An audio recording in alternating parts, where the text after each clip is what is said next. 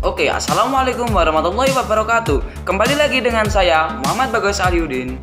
Oke, di sini saya melanjutkan tugas yang kedua, yaitu yang kemarin kan saya mendapat tugas untuk mereview film. Jadi saya ambil film Eagle Eye dan sekarang saya akan membahas sedikit mengenai search engine atau mesin pencari Google. Sebelum kita masuk ke kontennya, alangkah baiknya jika Anda meninggalkan like, komen, dan subscribe karena semua itu gratis ya. Dan untuk Bapak dosen, oke, semoga nilai saya sangat memuaskan. Terima kasih. Pertama, apa yang disebut mesin pencari? Mesin pencari adalah sebuah sistem software atau sebuah aplikasi yang didesain dan disediakan oleh suatu badan komersial tertentu dan dibuat dengan tujuan untuk memudahkan pengguna internet mencari berbagai informasi di dalamnya. Jadi, tujuannya itu agar lebih mempermudah manusia di saat bingung lah untuk mengerjakan tugas atau apa. Jadi bisa memanfaatkan internet untuk mencari sumber referensi lainnya gitu ya. Mungkin kita sudah tidak familiar dengan mesin pencari. Saat ini kita dapat dengan mudah mengakses segala macam informasi di internet dengan menggunakan mesin pencari. Ketika seorang mengetik kata kunci tertentu dan Google menampilkan hasil pencariannya, itu sudah sangat biasa di kehidupan kita seharian. Mereka akan melihat hasil yang relevan dalam bentuk hasil pencarian berbayar yang diperoleh dengan memasang iklan pada Google AdWords. Dalam sejarah mesin pencari, salah satu mesin pencari yang paling awal adalah sebuah program yang disebut Archie yang memulai debutnya pada tahun 1990. Pada program Archie memungkinkan orang untuk mengakses dan mencari nama file di suatu halaman web. Tapi, Archie tidak bisa membuka situs web yang dituju, namun bisa langsung mendownload file yang dicari. Seiring berkembangnya teknologi, tumbuh berbagai jenis mesin pencari di internet dengan fitur yang ditawarkan yang berbeda-beda. Kemudian, sekitar tahun 1998, Google.com diluncurkan dan digunakan oleh publik. Saat ini, Google merupakan mesin pencari yang paling banyak digunakan. Mesin pencari lainnya yang cukup banyak digunakan diantaranya adalah Bing, Yahoo, Baidu, dan masih banyak. Fungsi utama mesin pencari bagi Anda yang memiliki bisnis adalah untuk mendapatkan pengunjung potensial yang dapat menjadi calon pelanggan Anda. Jadi, kita bisa memanfaatkan mesin pencari tersebut untuk dalam berbisnis dan masih banyak lagi seperti berjualan online dan lain sebagainya. Semua mesin pencari pada dasarnya bekerja dengan cara yang sama, yaitu ketika orang ingin menemukan sesuatu, kemudian memasukkan kata atau kalimat, mesin pencari akan menampilkan daftar hasil pencarian yang paling relevan untuk membantu pencari menemukan apa yang mereka cari. Kita pasti ingin bisnis kita muncul di daftar hasil pencarian, sehingga ketika konsumen mengetikkan kata yang berhubungan dengan bisnis kita, maka akan keluarlah bisnis tersebut. Oleh karena itu, mesin pencari menjadi tempat atau cara yang paling tepat untuk memasarkan bisnis kita, karena ini adalah cara untuk menargetkan orang yang sudah mencari kita, sehingga itu dapat menjadi strategi pemasaran online yang baik untuk bisnis kita. Nah, semakin baik posisi halaman website kita di Google, maka peluang untuk mendapatkan pengunjung akan semakin besar. Pengunjung potensial inilah yang nantinya akan menjadi calon customer atau bisnis kita. Selanjutnya, saya akan menjelaskan cara kerja search engine atau mesin pencari. Karena di setiap mesin pencari akan memiliki 3 fungsi utama, yaitu crawling untuk menemukan konten, yang kedua indexing untuk menyimpan dan melacak konten, yang ketiga retrieval untuk mengambil konten relevan ketika seseorang bertanya pada search engine. Penjelasan mendetail mengenai crawling atau penelusuran. Pada tahap ini, search engine menjelajahi triliunan halaman dalam dokumen yang ada pada World Wide Web atau sering disebut WWW. Search engine selalu memulai penelusuran data dari website yang paling dipercaya dan berkualitas tinggi. Google akan menemukan link-link ke website lain. Dari website-website ini ke beberapa cabang yang lain lagi, sehingga bentuknya menjadi seperti jaring laba-laba yang bercabang kemana-mana. Jadi seperti inilah ya, ada website ini, ada website itu, dan ada website orang lain lagi, jadinya selalu berkesinambungan dalam satu mesin pencari tersebut. Oleh karena itu disebut World Wide Web. Yang menelusuri website-website untuk mencari dokumen dinamakan spider atau crawl.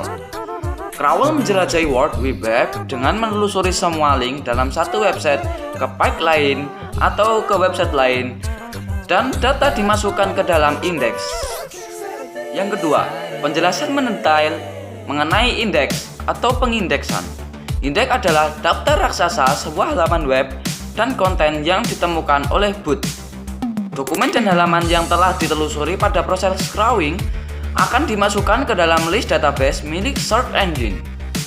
Mesin pencari menggunakan indeks sebagai sumber informasi yang ditampilkan pada laman hasil penelusuran. Tapi, tidak semua bot menemukan dan membuat semua halaman masuk ke dalam indeks. Setiap orang mencari sesuatu di search engine, hanya data dari website yang ada di indeks search engine tersebutlah yang akan ditampilkan sebagai search result nanti. Tapi ternyata ada ratusan ribu, bahkan hingga jutaan dokumen dan data yang dapat dibilang relevan dalam indeks ini. Caranya adalah dengan melakukan ranking. Yang ketiga, penjelasan mendetail mengenai ranking atau peringkat, yaitu cara mesin pencari dalam melakukan peringkat halaman adalah rahasia dan mempunyai cara tersendiri. Ada ratusan cara mesin pencari menentukan peringkat, termasuk hal-hal seperti kata-kata di halaman, jumlah situs-situs lain yang menghubungkan ke sana, dan konten terbaru. Tujuannya adalah untuk mencoba untuk menghubungkan pencari dengan apa yang mereka cari. Dalam proses ranking, dari jutaan halaman dan dokumen yang relevan, Google akan memberi nilai kepada masing-masing data untuk menentukan yang mana yang paling relevan dan yang dianggap terpercaya dan sesuai dengan apa yang Anda cari. Menelusuri data-data yang tersebar di internet dan membaca website Anda, mesin pencari dapat memahami isi konten apa yang dapat di dalam halaman website Anda melalui kode HTML, Hypertext Markup Language. Berbeda dengan user pada umumnya yang hanya membaca bagian depan suatu halaman website yang ditampilkan di layar mereka. Mesin pencari membaca kode HTML yang berada di belakang layar. Penggunaan kode HTML yang tepat akan semakin meningkatkan performa konten yang telah mereka buat. Hal yang perlu Anda perhatikan dalam mengoptimalkan kode HTML website adalah dengan 1. Memastikan judul halaman Anda memiliki kata kunci yang relevan, serta menggunakan URL halaman dengan kata kunci yang deskriptif. 2. Menggunakan banyak kata kunci yang relevan pada teks halaman Anda. 3. Mengganti alt tag dengan nama file pada gambar serta deskripsi gambar dengan kata kunci yang relevan, sehingga ketika pengunjung mencari gambar dengan kata kunci tersebut, gambar Anda dapat muncul lebih baik dan dari hasil pencariannya. Untuk membantu Anda mengolah website, Anda dapat menggunakan tools yang menangani semua coding HTML. Bisa disebut System Management Content atau CMS. Jika Anda menggunakan CMS untuk membuat perubahan ke situs web Anda dapat membuat dan memastikan judul halaman yang tepat untuk mengabarkan isinya, sehingga dapat membantu mesin pencari melakukan indeks yang tepat agar dapat muncul di hasil pencarian. CMS juga dapat digunakan untuk mengkoreksi alt tag pada gambar yang terdapat di dalam website Anda. Dengan mengetahui bagaimana mesin pencari memutuskan halaman yang relevan untuk suatu pencarian, Anda dapat mengoptimalkan halaman untuk memastikan mereka muncul dalam suatu hasil pencarian orang-orang yang mencari situs-situs seperti milik Anda. 5 faktor penentu hasil pencarian Google. Faktor yang diperhitungkan untuk dapat mengetahui apa yang dicari dan harus pergi ke mana untuk mendapatkan hasil pencarian tersebut. Berikut saya berikan 5 faktor penentu hasil pencarian sesuai dengan query. Tapi sebelumnya, untuk teman-teman yang tidak paham mengenai query adalah suatu bahasa komputer yang digunakan untuk melakukan permintaan terhadap basis data dan sistem informasi. Yang pertama, makna atau intensi dari sebuah query. Memahami apa yang pengunjung cari adalah poin terpenting yang diletakkan Google untuk dapat menampilkan hasil pencarian terbaik. Karena itu, langkah pertamanya adalah menganalisis query di kolom penelusuran. Google memiliki sistem yang dapat memahami setiap kata yang dicoba ditelusuri, termasuk persamaan kata dari topik tersebut. Algoritmanya juga dapat melakukan penelusuran dalam berbagai bahasa, termasuk saat terjadi kesalahan eja. 2. Relevansi dari sebuah web page. Setelah memahami keinginan Anda, selanjutnya Google akan mencari halaman yang cocok dengan query. Algoritma 2020 meninjau topik penelusuran pada index, kemudian menganalisis frekuensi dan lokasi kata kunci pada judul dan isi teks pada halaman web. Selain pencocokan kata kunci tersebut, Google juga memiliki data interaksi tersembunyi yang menilai hasil penelusuran. Data tersebut kemudian diubah menjadi syarat yang membantu sistem machine learning memperkirakan relevansinya. Sebagai contoh, ketika kita sedang mengkritik kata kunci kita ambil hewan musang. Algoritma mesin pencari akan menganalisis hewan yang relevan seperti gambar, video, bahkan daftar ras musang. Selain itu, ia juga akan menyarankan halaman yang sesuai dengan bahasa pilihan Anda. Yang ketiga, kuantitas konten. Ada ribuan bahkan jutaan halaman di internet dengan informasi yang berpotensi relevan terhadap query. Oleh karena itu, algoritma Google Search perlu mengevaluasi isi halaman tersebut. Apakah halaman tersebut mengandung informasi bermanfaat sesuai dengan yang Anda cari?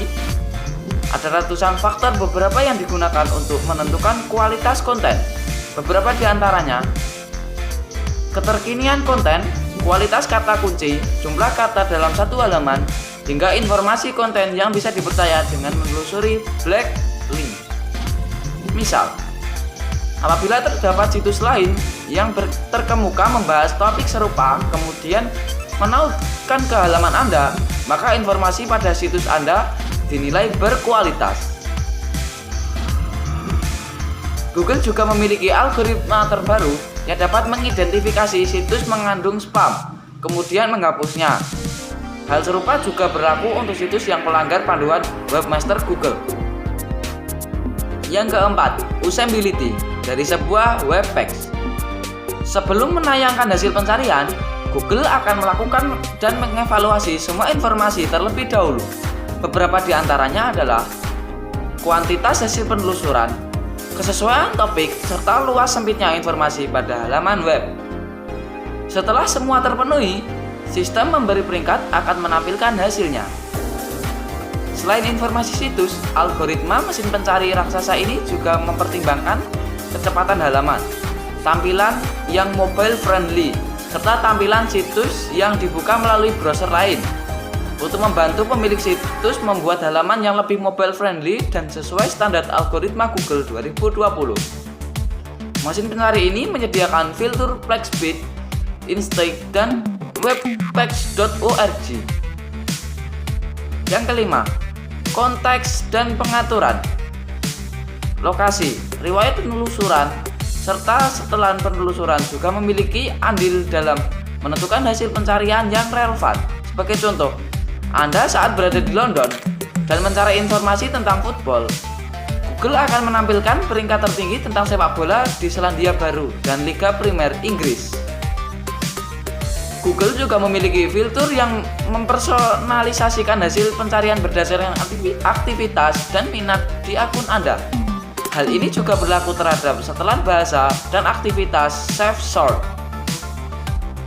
Untuk menonaktifkan personalisasi penelusuran berdasarkan aktivitas, Anda dapat mematikan setelan aktivitas web dan aplikasi berdasarkan ulasan algoritma Google Search di atas. Untuk membuat situs Anda berada di peringkat atas, indeks penelusuran dibutuhkan 1. Konten yang berkualitas, SEO friendly, kekinian, padat informasi, dan terpercaya. 2. Tampilan situs yang user friendly ketika diakses melalui desktop, perangkat seluler, tablet, maupun ketika dibuka menggunakan browser. 3. Sesuai dengan algoritma terbaru. Maaf apabila apa yang saya sampaikan terlalu monoton dan apa yang saya sampaikan terlalu boring atau membuat Anda bosan mungkin, saya mohon maaf yang sebesar-besarnya, dan jangan lupa tinggalkan like dan komentar yang positifnya agar dapat membangun dan bisa membuat saya belajar lebih lagi. Oke, terima kasih. Oke, demikianlah penjelasan singkat mengenai cara kerja mesin pencari Google yang dapat saya sampaikan. Apabila ada banyak salah tutur kata, mohon dimaklumi. Terima kasih dari saya. Cukup. Wabillahi taufiq wal hidayah. Wassalamualaikum warahmatullahi wabarakatuh. Salam sukses.